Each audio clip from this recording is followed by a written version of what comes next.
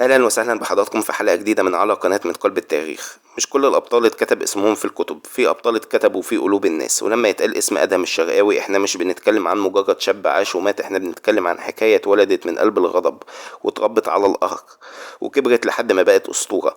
في وقت كان الاحتلال الإنجليزي بيدوس على البلد والإقطاع بيكسر ظهر الغلابة، خرج من بين الطين والزرع واحد قرر يقول لأ. ومن اللحظة دي بقى أدهم مش مجرد إنسان، بقى حكاية بتتحكي وسيرة بتتغنى واسم بيعيش رغم الرصاص والموت. أدهم الشرقاوي اسمه بالكامل أدهم عبد الحليم عبد الرحمن الشرقاوي. اتولد في سنة 1898 في قرية زبيدة التابعة لمركز إتاي البارود بمحافظة البحيرة.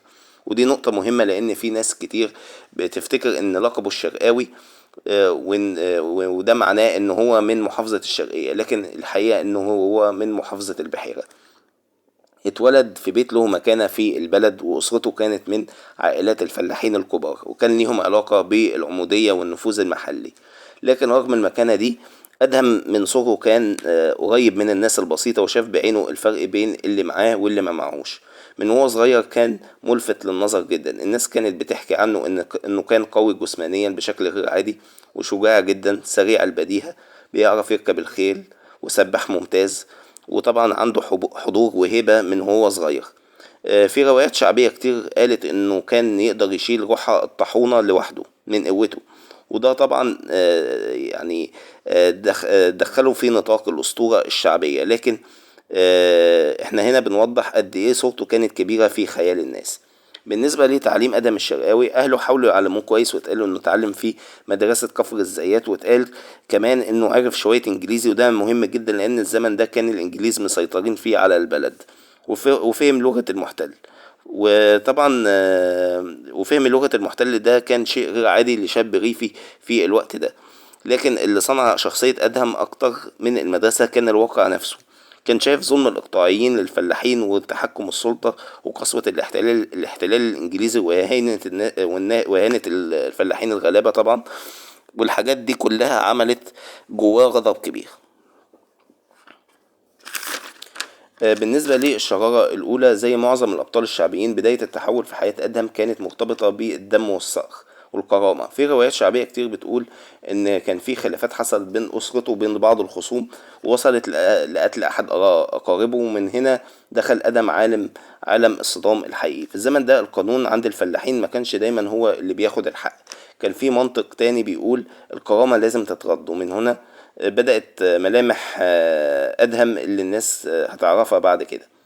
طبعا من شاب ريفي إلى مطارد، بعد ما دخل في صدامات بقى مطلوب للسلطات. لكن هنا الحكاية أخدت شكل أكبر من مجرد خصومة شخصية، لأن البلد كلها وقتها كانت مولعة، كان في احتلال إنجليزي وغضب شعبي وثورة 19 ولسه نارها موجودة، وفي فلاحين ناقمين على الظلم. في المناخ ده أدهم اتحول من مجرد شاب مطلوب إلى رمز مقاومة شعبي. ناس كتير كانت بتحبه وناس كتير كانت بتعتبره واحد بياخد حق الغلابة من الكبار. بالنسبة لأدهم والإنجليز، اللي خلى اسمه يكبر أكتر هو إن الرواية الشعبية طبعا ربطته بمواجهة الإنجليز. طبعا في الحكايات اللي الناس نقلتها جيل بعد جيل بعد جيل اتقال إن آدم كان بيضرب مصالح الإنجليز وبيتحدى نفوذهم وبيقف قدام رجال السلطة اللي بيشتغلوا معاهم. هل كل التفاصيل دي موثقة رسميا؟ مش كلها، جزء كبير من سيرة آدم عايش في الذاكرة الشعبية أكتر من الوثائق الرسمية. لكن ال لكن طبعا المؤكد انه اتحول في عقل الناس لرمز لرفض الظلم والاحتلال. ليه الناس حبته؟ ادهم ما كانش محبوب لانه قوي بس، الناس شافت فيه حاجات اكبر. ان البلد كان ان هو كان من نفس البيئة طبعا، من نفس الطين، من نفس الوجع. يعني الناس شافت فيه حاجات اكبر. طبعا ان هو ابن البلد، كان من نفس البيئة ومن نفس الطين ومن نفس الوجع.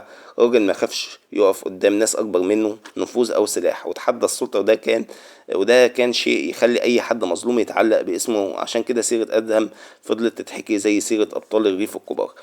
بالنسبة لسنوات المطاردة، السلطات فضلت تطارده فترة، كان بيتنقل من مكان لمكان ويختفي فجأة ويظهر فجأة، وكل ما كان يهرب أسطورته كانت بتكبر. كل قرية كانت بتضيف حكاية، كل قعدة سمر كانت بتزود موقف لحد ما الحقيقة اختلطت بالأسطورة. وده طبيعي جدا مع أي بطل شعبي.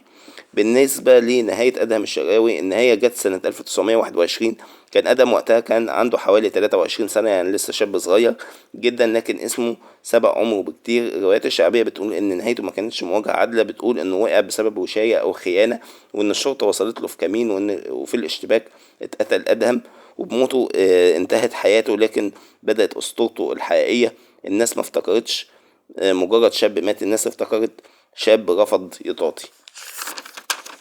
بعد الاستشهاد وولادة الأسطورة، بعد استشهاد أدهم، طبعا سيرة أدهم الشرقاوي ما انتهتش، بالعكس كبرت بقى بطل في المواويل، واسمه بيتردد في الحكايات. طبعا شخصية، وطبعا حكايته اتعملت في أعمال فنية كتير، وبقى رمز شعبي للمقاومة والكرامة، لحد إن قصته فضلت عايشة أكتر من قرن كامل، وده شيء قليل جدا إنه يحصل. طيب حد يسأل هل كان بطل ولا خارج على القانون؟ السؤال ده اتسأل كتير. الحقيقة ان الصورة بتختلف حسب مين اللي بيحكي. الرواية الرسمية شافته شقي ومطارد، والرواية الشعبية شافته بطل وقف قصاد الظلم. والحقيقة غالبا ان شخصية ادهم ما ينفعش تتشاف بلون واحد. ادهم الشرقاوي ما عاش عمر طويل، لكن في سنين قليلة جدا قدر يعمل اللي الناس ما بتعملوش في قرون. مات وعمره 23 سنة، لكن اسمه عاش أكتر من 100 سنة. طبعا اسمه عاش أكتر من 100 سنة، وده يمكن أعظم انتصار. إن الرصاص ممكن يقتل الجسد، لكن ما يقدرش إنه يقتل الحكاية. وعشان كده كل ما الزمن يضيق بالناس، وكل ما الظلم بيزيد، بيرجع اسم آدم يطلع من جديد، مش كذكرى لكن كرسالة بتقول إن في كل زمن في ظلم لازم يطلع حد يقول لأ. وبكده تكون انتهت حلقة النهاردة.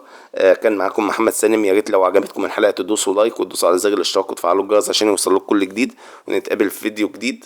سلام.